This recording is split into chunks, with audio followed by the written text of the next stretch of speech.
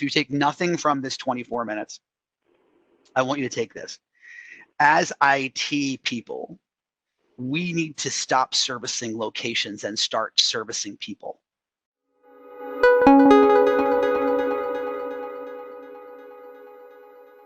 So thanks everyone for joining our webinar, The Future of Work Anywhere. This is obviously a very relevant topic, so we've got a full virtual house today. And we've got Scott Kinka presenting today, founding partner and CTO of Evolve IP. Without further ado, I'm going to turn it over to you, Scott. Awesome. Well, thank you. We've got a brisk agenda today, 24 minutes, and I've been told that I have to absolutely keep to it, so to give time for questions. We like to do these little 24 minutes to make sure that we share knowledge in a quick format, in a way that makes sense. Obviously, it's 24 minutes, so we'll get nerdy, but not super nerdy today, and just share with you a little bit about what we're learning from businesses and how they're reacting on the backside, and talk a little bit about the blueprint for preparing to make what have become, rushed plans in a lot of cases, permanent work anywhere solutions. Now what, right? Ultimately, that's the question. David Kenny, who's the CEO of Nielsen, said, we're trying things out in 24 hours and then just rolling it out. Feels very different from the history in IT, the way we've historically attempted to do things, right? I'm not going to spend some time focusing on the doom and gloom. I think we all know what the situation was, and I think that the reality of the situation is we're in the greatest DR test of all time. And you know what? We did okay, right? Most businesses are still up in some format. And there's no secret to the reason that we used the duct tape analogy here on this slide. That's really what our customers are experiencing. They said, you know what, we got out and we got a portion of the way there. Now, how did we get a portion of the way there? First, thank God for the cloud. I think in a lot of ways, the cloud and in particular collaboration solutions, probably saved the economy in a lot of ways, because there's a lot of legacy infrastructure that remains inside the business, and we just weren't prepared to send everyone home at the same time, right? In fact, one of the senior directors at Gartner said, we're being forced into the world's largest work from home experiment, and so far, it hasn't been easy for a lot of organizations to implement. So, that's what we're hearing from our customers right now, is we did all right. We managed to get some things up. We kind of have a little bit of a mess now. We need to figure out how to go from duct tape to something that's a little bit more permanent, right? And as I said, we learned that businesses got partway back to normalcy. But I guess the question really is what is normal? Here's a question to think about. Are open offices and employee densification a thing of the past? I'm not even sure if densification is the right conjugation, but I'm going to go with it. We had a telecom bust. We had a 2008, economic downturn. And we responded, corporate America, in a lot of ways, squeezing more people into smaller locations. And I think in a lot of ways that worked. It certainly worked with our younger team members. We saw collaboration increases. But now we're in a situation where that trend, while maybe we enjoy it and maybe it works, it may be reversing itself, right? So I don't know if they're a thing of the past, but I know that they're different. I know that our locations have changed forever. And what that means for the IT department is a really interesting thing. And if you take nothing from this 24 minutes, I want you to take this. As IT people, we need to stop servicing locations and start servicing people. And that's really has a lot to do. It's the very beginning of the blueprint. We're going to get to it in a few slides. Talks about understanding the people, building profiles, and then building up from there. And that's really what the blueprint is about, as we go through that. But think about that. We need to stop servicing locations and start servicing people, right? In fact, a lot of the folks that we know who are in commercial real estate, Robert Walters has a recruitment firm, 4,500-person recruitment firm. Robert Walters is the name of the firm. He says they could see a 25% reduction in office space as leases expire. We're sitting here in our shiny new headquarters that we moved into, and it's largely empty, right? So the question here is, whether what a lot of businesses are talking about is trying to make their temp plans the permanent plans. So is the office not the remote worker the temp solution? I mean, historically as IT, we've always been able to say, what's the good enough for the remote worker? but then what's the good in the office? And I think that's flipping. I mean, in reality, we're hearing a lot of trends right now about offices moving to be collaboration centers, meaning you don't really have a desk. We just have desks, right? And you come in when you need to, you come in on a schedule, you come in to collaborate with your teams. But there's been this forced adoption into collaboration tools that we need to figure out how to embrace. And our associates are right behind us, right? Most of the folks who are being surveyed now are saying, hey, you know what, we did this. Sure, we had the dog. Sure, we had the kids. Sure, we had stuff going on. But the reality of it is that, you know, a lot of businesses are moving now to permanent work from home options, or at least having it as an option, right? You guys have seen the big names. Airtasker said studied 1,000 workers and found that telecommuting employees work an extra 17 days per year. The Society of Human Resource Management said employers say that 2/3 of employees are more productive at home than they are in the office. The new normal is still moving, but I think we have a feel for what it is. And that's what the blueprint's really all about. Now, here's what's interesting, though. In the midst of the employee layout changing, our IT has changed as well over the last couple of years, right? We've really moved away from PC-centric workspaces. You know, your workspace was PC-centric. It had installed applications. It had a well-defined perimeter. It lived inside of a location, right? We had 4 walls and a perimeter that we could build and we could protect. We would give somebody a PC. They would install the applications they needed, but we would create this endless cycle of upgrades and one-to-one inefficient support. And everybody had a different profile. And even the best of us, right, were struggling more or less to keep a couple of desktop images floating around the business, right? It's always the CEO who wants the one Mac in the building or wants the shopper app, you know, installed on the browser. And that's what we're generally having to contend with. But we've been able to do that inside of our 4 walls. And these 4 walls, while it was one-to-one management, they were well within our control. Now we've moved to something far more flexible, right? That's the good news. Thanks for the cloud. You know, Salesforce, Workday, SAP, Oracle, Box, Dropbox, you know, you name it. And obviously all of the collaboration tools that many of us have adopted so quickly in the middle of a pandemic. You know, it moved critical applications outside so we could get to them. We could get to them from anywhere. We could get to them from locations. Far more flexible. But the reality of it is, you know, also in a lot of ways, you know, far more complex. Because our perimeter moved. A lot of ways what we're contending with here is who are our users and what are their needs. If you think about that, you know, we started to create this perimeterless office, and we started to move out people to web applications that had our critical data in them with multiple usernames and passwords in each of them on poorly secured home networks. And then we left critical legacy applications in the building. Right, so accounting, ERP, CRM, you know, Joe's accounting app that you've been trying to get out of the business for 10 years, but it's just not going to go away, right? And things like servers and VPNs and backup in a lot of cases are existing and remaining inside the 4 walls of our business for the 1 or 2 business apps that just aren't yet SaaS. Many of our customers find when they really sit down and profile their businesses, their users, that they fall into 3 categories, basically SaaS-only users, SaaS users who maybe have 1 or 2 applications that they have to get to that still live inside the business, and then sort of their power users who really are a smaller window of people who actually need a start menu on a device that's provided by the business, right? So the key in the very beginning of the roadmap, right, the very beginning of the blueprint for making this permanent is to figure out how to go all in. Right, embrace the cloud, embrace the remote worker while maintaining security, and that starts with understanding your users. Right, who are they? How many profiles do you actually have? What applications do they need? Once you understand that, you can start to think about an IT strategy for each of them, and that strategy obviously begins with identity. All right, what we have done is we've created a sprawl of usernames and passwords across the cloud, and where it begins is understanding these identities and needs, and then beginning to figure out ways to control them. Right. How do I get my applications under a single password? How do I onboard and offboard? It used to be that you join them to the domain and you were good to go. But what happens now to their Office 365 account and their Salesforce.com account and their Dropbox account and all these other places where critical information is that you don't have control over, right? And then how do you do that while providing a convenient experience for single sign-on to the end user?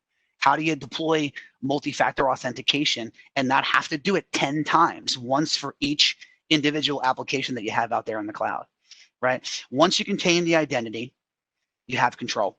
And then you need to determine how you're actually going to deliver those applications. And we're going to talk about that in a minute. We're going to talk about application delivery next.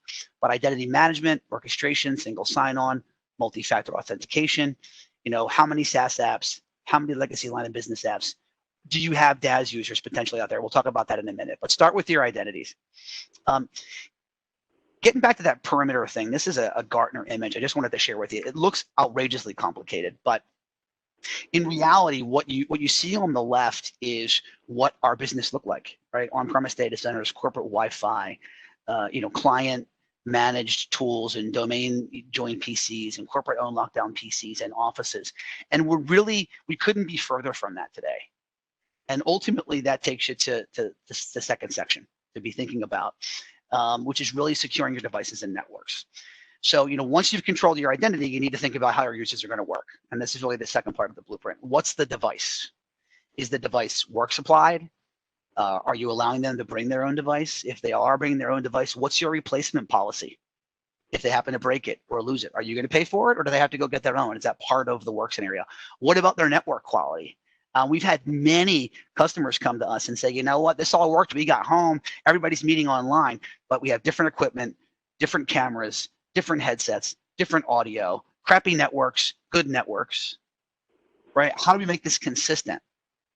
We have some of our partners on the call. I've been having conversations with many of you where, honestly, our belief is a lot of businesses are going to move away from, lots of access in locations and start to think about how do they do a brokerage deal for broadband access so that everybody gets a consistent one, even if they're paying for it themselves. Right? For those PCs, if you're sending them home, what's your remote monitoring and management and updating policies? Are you going to insist that somebody who brings their own device actually falls under your remote monitoring and patching policies? Right? What happens when somebody comes back to the office after being home with the BYOD device and then joins it to their domain? Or won't you allow that to happen? Right? So, these are things that have always been questions that we've had to ask, but it was always for a subset of our users. Right. So again, the next part of the blueprint is to think about the devices and the networks. What are the devices going to be? What are the networks they're going to be on? And then if you attach that to the identities that we talked about before that, you're in a position to be able to go, maybe I don't need VPNs. Maybe I don't need clunky access back into the network. How many of my users are actually just SaaS? And I need to manage and maintain that. Right. One of the things that Gartner saw, they published in one of their papers, they said many workers lacked the basic digital dexterity required to assemble and connect their new home office. So we sent people home with PCs that they really didn't know what to do with on the home network. Right. They were contending with the local network congestion, kids on their own Zoom calls for school, all of that.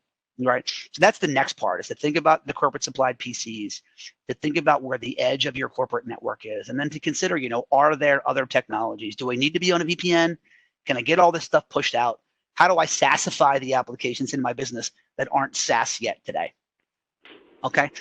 Number 3, let's talk about collaboration. I think it's safe to say that Teams and Slack and Zoom and others, but those are the big names, won the day. I mean, they benefited greatly. Also safe to say that most businesses didn't have a good plan for implementing them, which means that we got home, we struggled to get online, we finally got to an okay normal. Right, equipping employees with SaaS-based, personal and team productivity applications are what Gartner's calling the new work nucleus. It was essential, but most employees were not sufficiently adept at using the applications. We are having more calls right now about cleaning up Microsoft Teams than we are about implementing it. And what I mean by that is people went out, they had Office 365. All right, we're going to solve this with Teams. They turned it all on.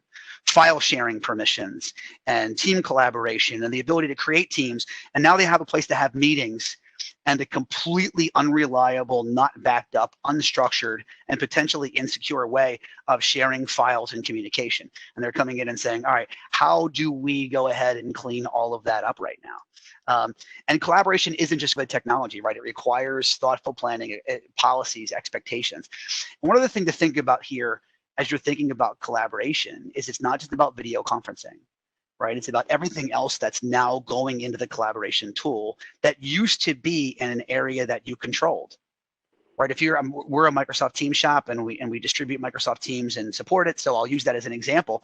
When you deploy Teams, you have chat that used to be an email now going in there. You have files that used to be on your G drive being shared in there. Have you looked at those permissions? Right, those files used to be under your control and in backup. When they all got to Office 365, what's your backup out strategy, or isn't there one? Right, there's no magic PST like you have on mail sitting behind the collaboration elements in Teams for chat and file sharing. How do you pick it up and move it if you have a problem or you want to move to another vendor in the future? So those are the things that you have to think about. Our suggestion is you need to be ripping off the duct tape sooner than later. Are you a Microsoft shop? Are you a Google shop? Are you using Apple tools? Are you committed to Zoom? What are those? Because your PBX will become the thing that you attach to that collaboration tool, not the thing you get from your PBX vendor. Big prediction there, but something to think about. In the next 2 years, if you're already on a hosted solution, you won't be buying a $30 seat that includes a meeting solution. You'll already be committed to a meeting solution and be looking at somebody who can integrate a PBX that still opens the front door and has overhead paging and it's a contact center and IVRs and all that traditional stuff that's not in there. Right? But you won't be making those decisions together because you're already committed to this tool and you're not pulling this information out. So choose sooner than later. Contact centers were a mess. So if you are someone who has a call center or a contact center, you really need to think about the overall agent experience. So that's the next part of the blueprint for you to consider. Many large call centers still use on-prem equipment for their omni-channel support solutions, and perhaps as important, in some cases more important, they're still using local applications and PC infrastructure to support the agent's use of the applications that they're providing support on. So even those customers that move to the cloud for contact center, some of them are our own, some of them that have leveraged solutions from our competitors for contact center solutions have come to us and saying, this is great, but I had to send desktop PCs home. Why? Because agents aren't typically people who you're deploying laptops to. Traditionally, it's your most transient workforce. It's your most seasonal workforce. It's oftentimes your lowest compensated part of the workforce, depending on what kind of business that you're in, right? I had a customer literally send me a picture of a desktop PC and monitor strapped to the front of a canoe going to someone's home in a contact center that was located in the Pacific Rim. There's a lot of great contact center agents out there.